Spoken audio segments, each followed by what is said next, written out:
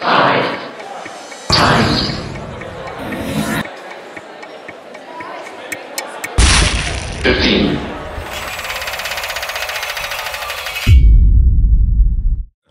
you very much for having me, and good evening, everybody, and thank you for coming.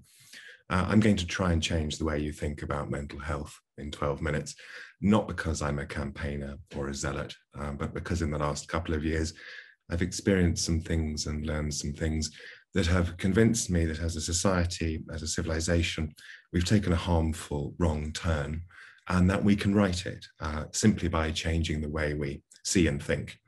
So how better to begin a revolution than with 5 by 15? When I did that one before, it struck me what an influential, powerful, and interesting audience you are. So that's the flattery. Here comes the revolution. I would ask you to cross your fingers if you've ever had insomnia, the kind that seems to claw your stomach as you lie in bed. And cross your fingers if you ever suffered anxiety, that kind of panicked bird trapped in the chest or the hairy worm in the stomach. Cross your fingers if you've ever had depression. Cross your fingers if you've ever suffered from grief, that kind of gaping, aghast misery that says that nothing will ever be quite the same again. If you've run out of fingers, cross your toes if you've ever had a delusion or a vision or heard a voice that was only in your head. And cross your fingers if you've ever lost your reason over someone else, if you've known the madness of lovers. I suspect that most of us, if not all, have crossed fingers now. And I want to propose that these are all forms of madness. The root meaning of madness in Proto-Germanic is changed for the worse, but we understand what it is, not quite of the daily world, not quite rational, not quite sane. The point is that degrees of madness are part of all of us. Shades of madness are one of the sets of normal reactions we have to the stormy business of existing and making our ways through our human lives. If you subject any one of us to a particular set of circumstances or stimuli, we will be changed for the worse. We will experience degrees of madness. So far, perhaps so self-evident. And now this is why it matters. The way we treat madness now, in all these different degrees and versions, does not accept what I have just said. We do not, in practice, locate changed for the worse in the circumstances of a life. If you go to a doctor or a psychiatrist because you can't sleep, or you're depressed, or you're anxious, or you're cracking up, or you're paralyzed by grief, or as I was, you are manic and deluded and mad as a bag of snakes, there may be some brief discussion about how and why you came to this place, but your treatment, unless you are very lucky, unless you are paying for it, notably, will be the same. You will be treated for a deficiency, an imbalance here in your head. You'll be treated as if there's something wrong with your brain, and you'll be prescribed chemicals, psychiatric medication to change your brain. And the drugs you take will change it. That is what psychotropic medication does. So the way of seeing here is binary. Over here are all the healthy people, and over here is you with your changed brain. And here is a chemical bridge to bring you back to where everybody else is. So how do we resolve this contradiction between where we started, that this is part of all of us, and overwhelmingly environmental, caused by trauma, life experience, injury, drugs, life events, circumstances, and where we are, which is that the mad with their brain problems are one group and the sane are another with their different brains. I want to say that if you are taking or have taken or will take medication, I have only admiration for you. It can help, it does work. I don't want you to come off it, and I admire your courage for taking it, especially those people who take it principally for the benefit of those around them. When I needed it badly, it was the only thing that worked for me. I hope you will find the questions I'm about to ask doubly interesting.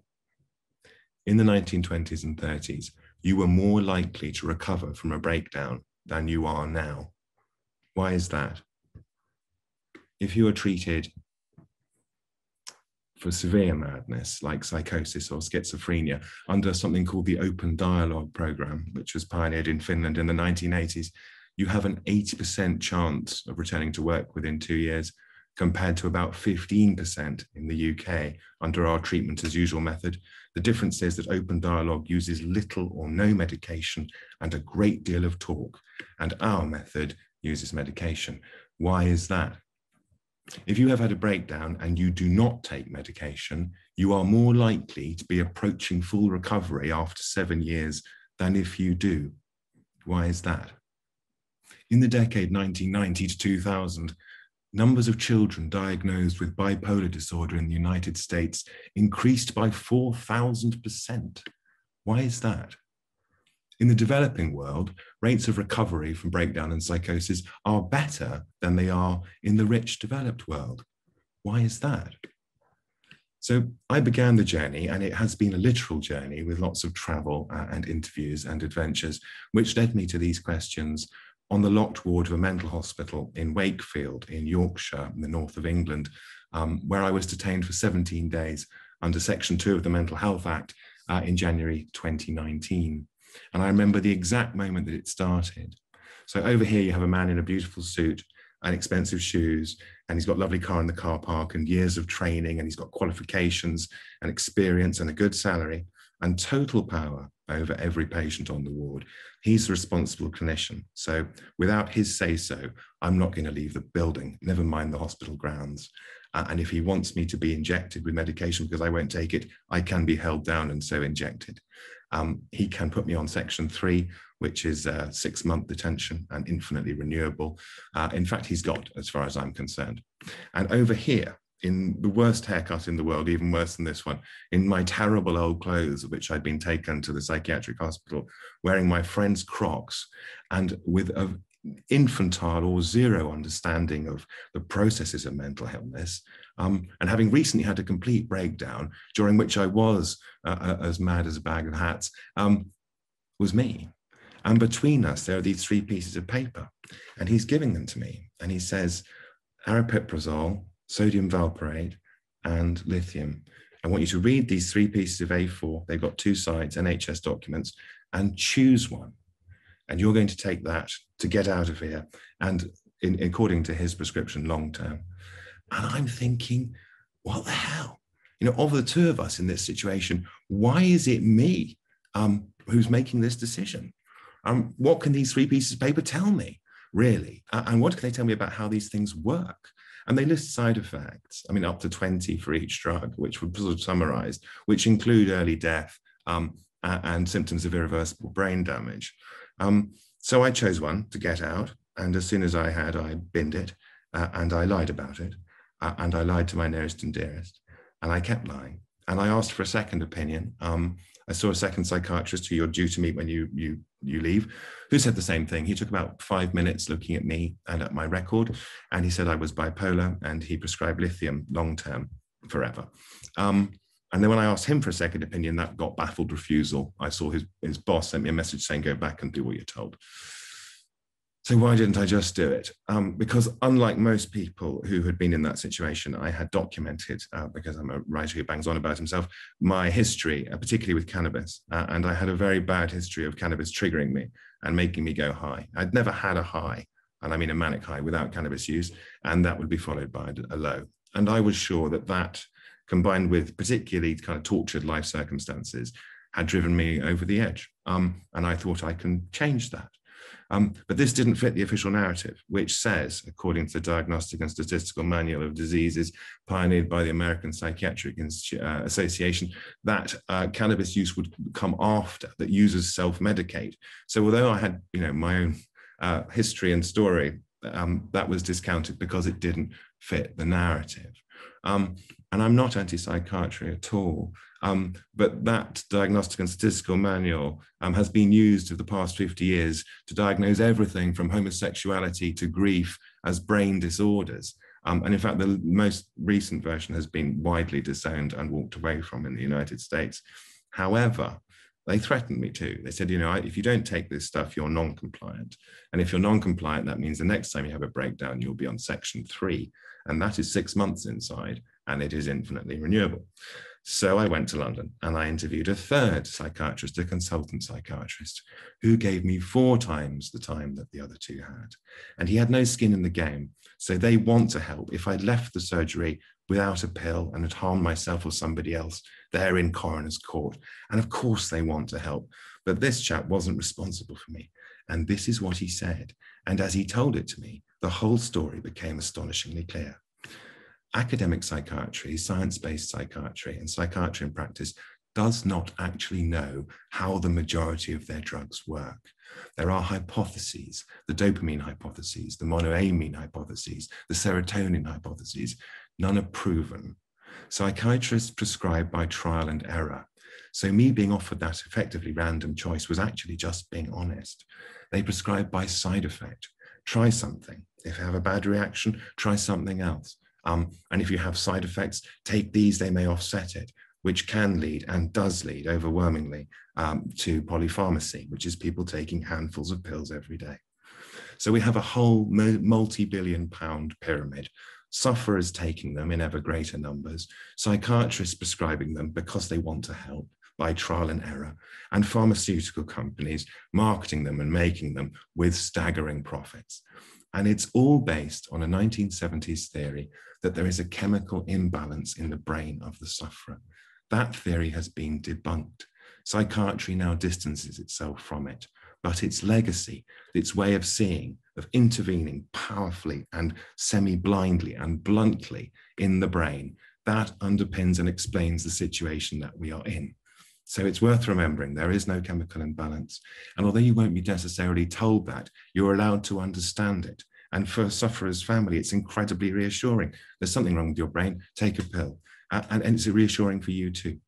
So I turned to psychology. And the therapists who treated me and whom I interviewed said they wouldn't take bipolar away from anybody if it was useful to them, but it wasn't interesting or useful to them. The London psychiatrist, incidentally, said he thought my theory was sensible and plausible, cannabis psychosis.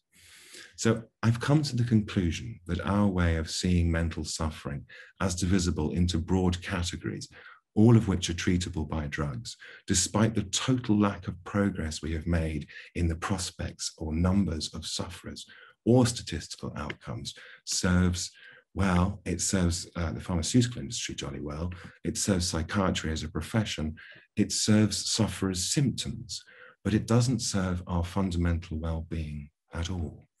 And yes, they do help people, these drugs, and they do save lives. And 2 doses of quetiapine was all it took to drain real madness out of me. And of course, if psychiatrists had perfect pills, they would prescribe them. And many of the more progressive are moving away towards different kinds of prescriptions, which don't involve drugs necessarily. And I'm not anti-psychiatry or anti-medication at all. I am deeply and seriously anti-over-medication. And I'm a pro a whole new way of seeing. So my second message really is drugs don't treat causes, they treat symptoms. So what should we do? I think we should scrap the category way of seeing. I think we should junk the chemical imbalance-based approach. We should address causes, not symptoms. We should treat every sufferer, whether for anxiety or schizophrenia or as undergoing something entirely normal and explicable caused by their life history and circumstances. That is the first thing that open dialogue does. It says, Horatio, you've been dancing on someone's roof naked, you've crashed your car, you really believe you're engaged to Kylie Minogue, aliens are about to invade, world peace may break out if you keep this up. This is all normal and understandable given the situation that you're in and the pressures that you're under.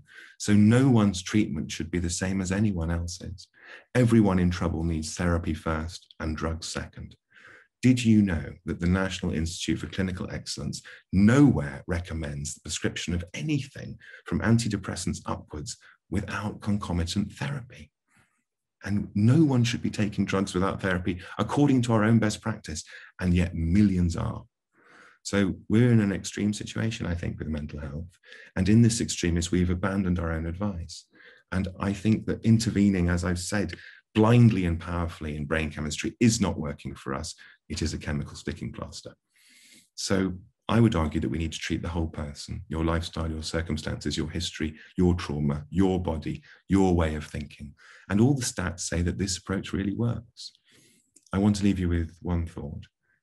If you crossed your fingers earlier, it was not because there was anything wrong with you. Anxiety, insomnia, depression, psychosis, delusion, hearing voices. These things, according to therapies that really work, are a kind of language. They're your body talking to you, telling you there is something very wrong, perhaps catastrophically wrong. And you talking through those delusions and those behaviors and those experiences to a reality that you can no longer bear. But that doesn't make you odd or damaged or weird.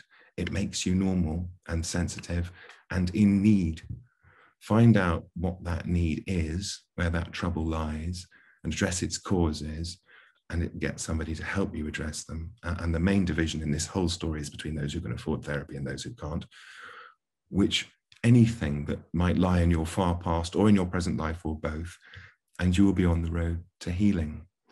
And if you want to know the full, mad, fascinating inside story of what happened to me and what I found, you might read my new book, which is called Heavy Light, and the point of which has been brought home to me in waves by people writing to me in the short time since its publication. And they're all saying, we need change now, and we can change now. And too many people have died and had their lives wrecked by our current approach. It needs to be different, and it needs to start now. So thank you very much, and over to you. Please bring about this change.